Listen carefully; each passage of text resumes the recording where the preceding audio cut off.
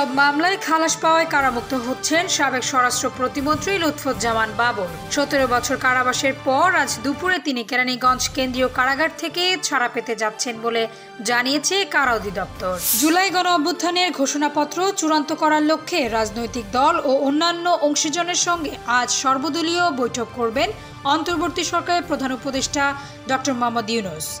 বিকেল 4টায় প্রধান উপদেষ্টার সরকারি বাসভবন যমুনায় এ বৈঠক শুরু হবে, যা চলবে সন্ধ্যা 7টা পর্যন্ত। হিমালয়ের খুব কাছাকাছি হওয়ায় উত্তর দিক থেকে বয়ে আসা হিমেল হাওয়ায় পঞ্চগড়ে তীব্র শীত অনুভূত হচ্ছে। গত কয়েকদিন ধরে তাপমাত্রা 9 থেকে 10 ডিগ্রি সেলসিয়াসের মধ্যে উঠানামা করছে।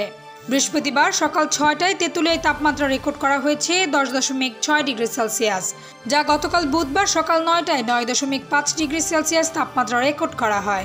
যুক্তরাষ্ট্রের লস অ্যাঞ্জেলসে ভয়াবহ দাবানলে এখন পর্যন্ত 25 জনের মৃত্যুর খবর পাওয়া গেছে।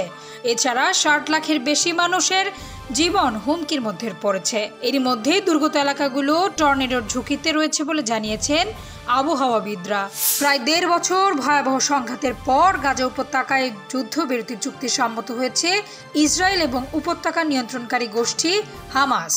আর এই চুক্তির কৃতিত্ব দাবি করেছেন যুক্তরাষ্ট্রের বিদায়ী প্রেসিডেন্ট জো বাইডেন এবং আসন্ন প্রেসিডেন্ট ডোনাল্ড ট্রাম্প।